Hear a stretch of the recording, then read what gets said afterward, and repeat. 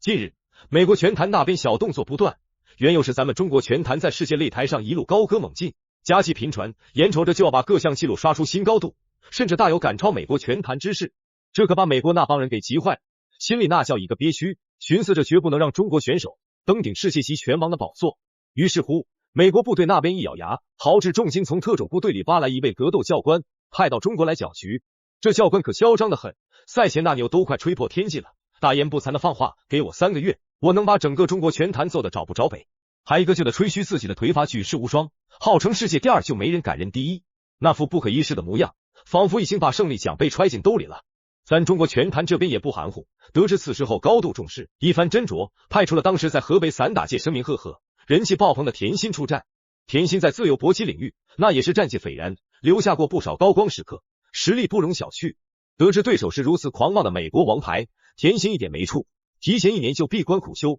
专门打磨腿法技艺，就盼着在擂台上跟着美国老鹰碰硬，用实力捍卫中国功夫的威名。比赛当天，现场气氛那叫一个热烈，拳迷们从4面8方赶来，都盼着看这场中美对决的好戏。田心一身红衣，英姿飒爽的站在擂台一角，眼神坚毅，透着股不服输的劲儿。对面则是那嚣张跋扈的美国格斗教官安东尼奥。开场哨声一响，安东尼奥就跟打了鸡血似的，攻势格外凌厉，看那架势，是想在中国擂台上撒野，称霸称王。可田心怎会遂了他的愿，当即摆开架势，沉着应对，准备好好教训一下这不知天高地厚的家伙。兄弟们，这场比赛那叫一个精彩纷呈。为了让更多咱中国拳迷能直击这场热血对决，还请大伙动动手指点个赞，加个关注。咱也不多啰嗦了，马上切入比赛现场，瞧瞧田心是怎么把这美国佬打得满地找牙的。没有太强的一个这场比赛有玄机，有玄机，看着吧。这是一个后扫，梅西，这个田心非常擅长腿法。田心堪称名副其实的北腿王，在其职业巅峰之际，实力堪称恐怖。犹记得他与泰拳王子波球那一场激战，整整4个回合，双方杀得难解难分，田心丝毫不落下风。怎奈当时客场作战，诸多不利因素叠加，最终在比分上遗憾落后，输掉了比赛。不过这一战也让世人记住了他的勇猛。如今美国选手安东尼奥放言要与田心对拼腿法，安东尼奥绝非泛泛之辈，对美国格斗搏击术钻研精深，一身本领在身，实战经验也颇为丰富。但田心是谁？那可是代表着中国拳坛顶尖水平的人物，站在拳台上，他就是绝对的强者。低扫高扫，等一会儿这安东尼奥就谈谈那个，看看这个田心这个战术技，哎，环之以牙，安东尼奥，安东尼奥，对，再来，站不下来，漂亮，来，拳脚相加，这叫飞膝，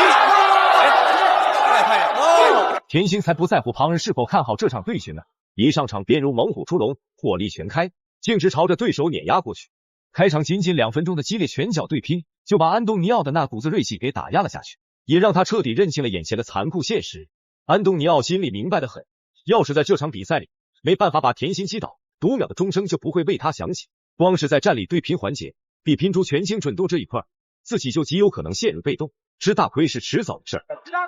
因为这田心也知道这场比赛我不能输，对，一定不能输。如果我输的话，美国就是4-2就领先，后面这争再来一个，我这场必须要赢。现在田心实在做他的这个必杀技，对了，因为现在知道这个田心很聪明的知道，就是安东尼奥的这种不用出低扫加高扫。这种线路的变化，安东尼奥就不好防了。安东尼奥生平第一次在国外踏上拳台，本想着大展拳脚，却没料到第1回合结束的铃声响起时，自己已被揍得这般凄惨狼狈。能落得如此境地，实则与田心私下极具针对性的刻苦训练紧密相关。面对安东尼奥这般狂妄自大的美国拳手，怀柔手段绝不可取，一旦心慈手软，随之而来的极有可能是对手变本加厉的挑诋，以及外界更甚的抹黑诋毁。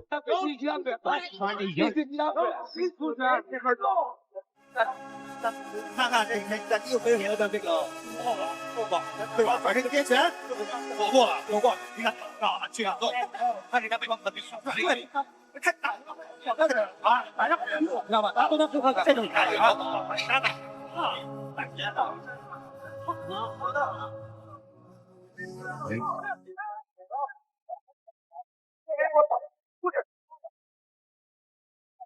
比赛的战鼓铃响，迅速进入到了白热化的第二回合。此刻局势已然发生了明显变化，安东尼奥显然汲取了首回合失利的教训，不再甘于被动挨打，卯足了就逐渐加强攻势。而田心呢，从登上拳台的那一刻起，心里就锚定了清晰的作战方略，先以排山倒海之势暴揍对手，彻底击垮其心理防线，而后瞅准时机，果断给出致命一击，实现漂亮。可恶，首回合的战况还历历在目，但凡明眼人都看得真切。田心凭借着平日里千锤百炼铸就的精湛技艺，出拳快、准、狠，一次次精准命中安东尼奥的要害部位，依靠凌厉攻势斩获了不少关键比赛点数，已然在比分上占据了先机。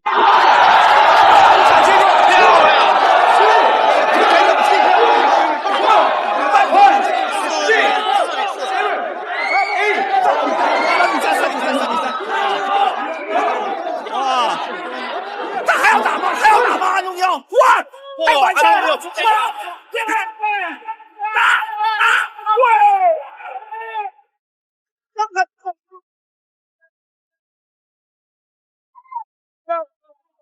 终于，比赛也是结束了。田心成功的拿下了这场比赛的胜利。他今天的表现可以说十分完美，不仅让台下观众看得过瘾，也让老外知道了中国功夫绝不好欺负。那么你认为他的表现怎么样？欢迎在评论区留言，我们下期不见不散。